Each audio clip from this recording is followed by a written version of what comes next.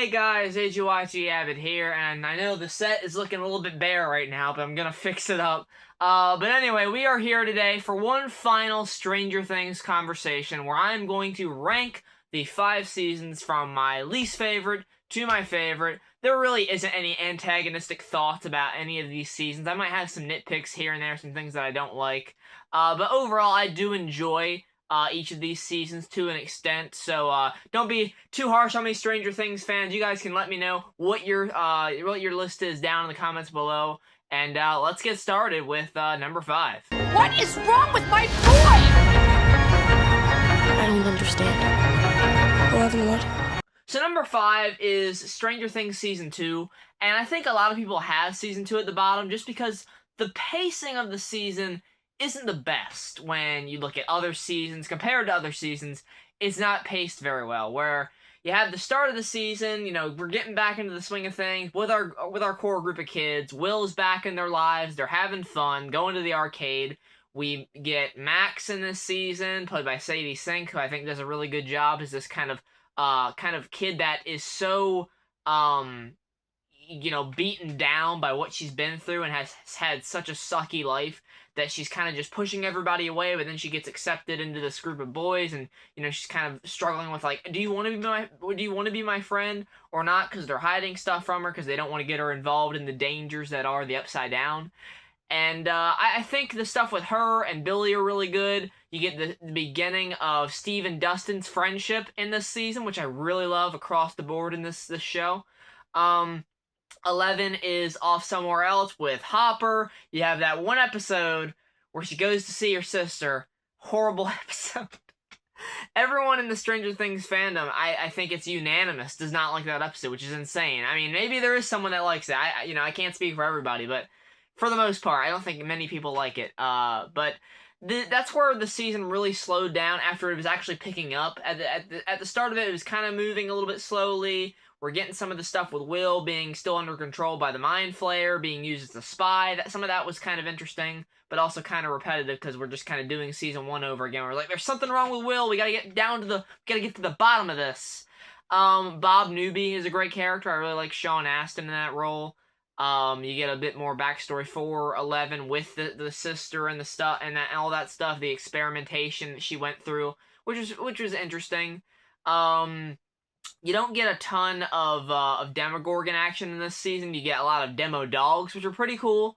But I do wish in the finale they were like having an all-out battle with them instead of 11 showing up and just killing them off screen. But nonetheless, I think it is still a solid season. Just isn't paced as well as the others, so it makes it the bottom one for me.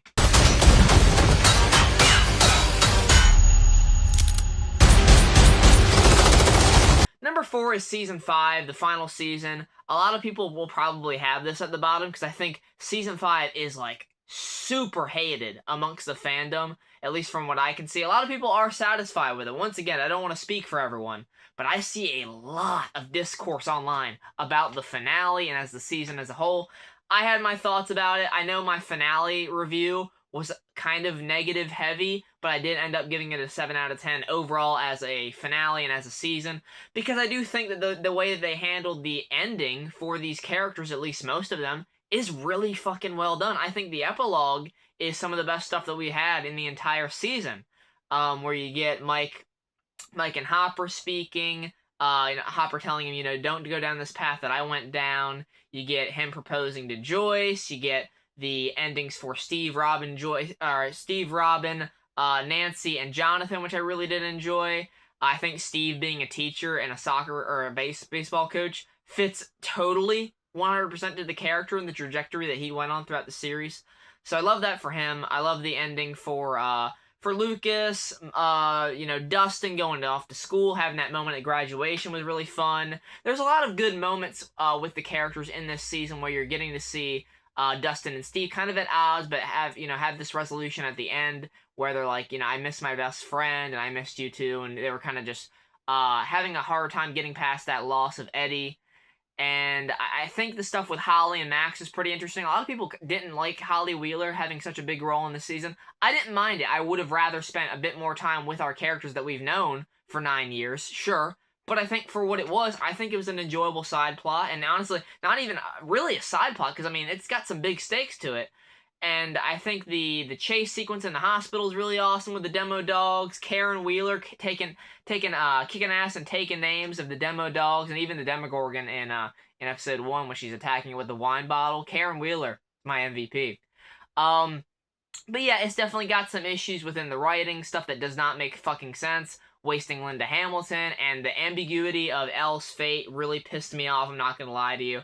I have softened on it with time. It's been a week now, but yeah, I still have a lot of issues with that. But hey, look, if you really want to hate this season for, you know, the stupid reasons like you know, Will coming out and being gay, well, to quote Delightful Derek, suck my fat one. I'm afraid your friends at Hawkins are very much in the eye of the storm. And number 3 is season 4. And I know a lot of people are going to have this probably at number 2 or number 1. But look, keep in mind, like, there is a pretty big gap between my rating for season 5 and rating for season 4. Season 4 and onward in this list, I give like 9, 10 out of 10s to. I think they're great television, very enjoyable stuff. The thing about season 4 that I don't like is the fucking Russia stuff.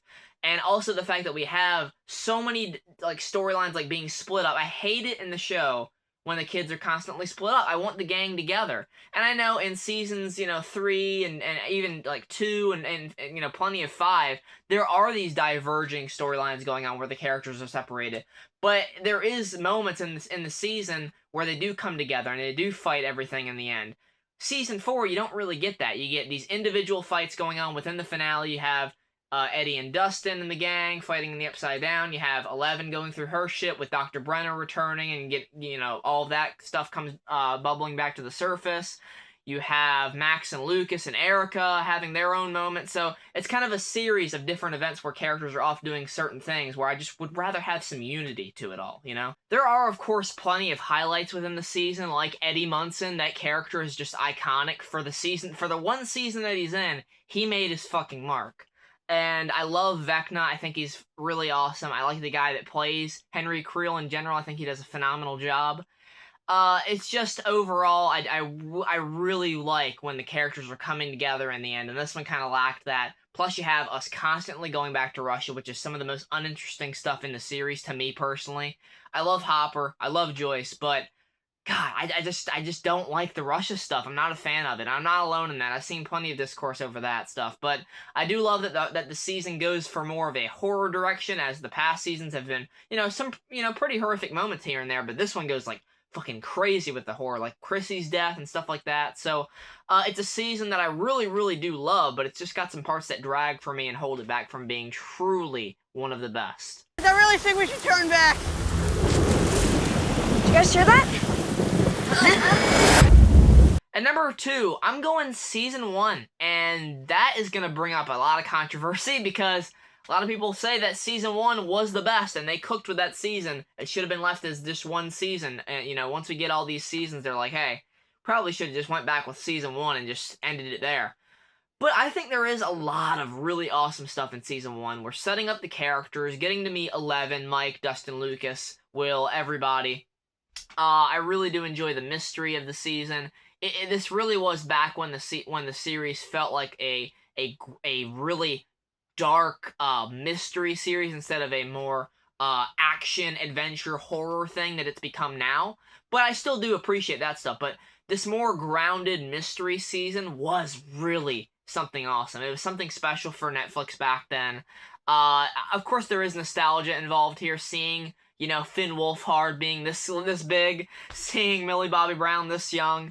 I mean, there is some nostalgia that comes with that, and I love the way that we build up Steve in this season being a dick, and then towards the end, we're kind of like seeing him kind of be like, you know, maybe I shouldn't have went so hard on Jonathan this season, and Nancy. I love the Nancy and Jonathan stuff, her learning how to use a gun, the trauma that she has to go through with losing Barb. It's just a very compelling piece of television where you're you know, second guessing everything at every turn, learning more about the Upside Down. What is this universe that we're gonna explore here? The stuff with the fake Will body was a bit weird. I was always so confused about that. I was like, that's a weird curveball to throw in there, but that's a minor nitpick. But yeah, it's got great iconic sequences, some really great performances, especially from Winona Ryder and David Harbour. I think they shine the most in this season in particular.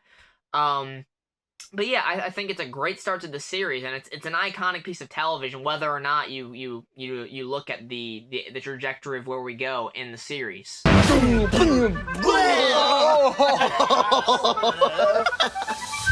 How many children are you friends with? But at number 1, I'm going season 3. I just have a lot of fun with season 3. I know a lot of people don't like the goofiness, the direction that they took with season 3, going like full 80s camp, full like 80s references, like we got the fucking Terminator walking around. I don't particularly like that part of it, but I love just the aesthetic of it. The Starcourt Mall is a great location, probably my favorite location in the show.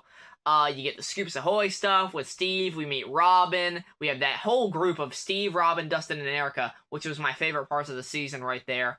You have Hopper being a fucking moron in the season, which I don't really like. He's just very over the top, very, just being kind of a dick. Sometimes to Joyce. I know, like, she stepped out on him, she ghosted him for that date. But, man, there's some serious shit going on. We need to kind of move on from that. But he's constantly bringing it up, being a dick about it to her, and I just, like, that's just not the Hopper that we knew in season 1. I don't know what happened there. But overall, I really do enjoy the fight with the Mind Flayer in the mall at the end. We get the redemption of Billy, that whole trajectory that he goes on throughout the season, that arc, where we learn more about his past, why he's so fucked up. I mean, it's no excuse for the racism and the way that he treats Max, but there is some sympathy to be had there in the end as you see Max cowering over his dead body. I felt something for him in the end there. There's just a lot of great moments. The hospital scene with the big ass, like, the fucking melded Mind Flayer monster thing. I mean, that's cool within itself. I love that scene. You had Mike and Elle going through a rough patch in this season, which they kind of don't dwell on that too much. It's just like, yeah, like, he messed up, he lied because of Hopper pressuring him, but he's gonna make it up to her, and by the end of the season, we're good. We're good. We're happy, we're wrapped up, and they love each other. So I'm glad that they didn't, like, dwell on that too much. I was worried that was gonna be a significant part of the season back when I watched it. But yeah, across the board, really great development. Really, I'm sorry, I'm rambling, because we're talking about 5 seasons of television that have spanned over like 9 years. It's hard to recollect every single piece about it that I really enjoyed, but I think I summed it up pretty well. Season 3 is my favorite. It's going to be a hot take maybe for some, but you'll have to let me know what your favorites are down in the comments below. Thanks so much for watching, guys.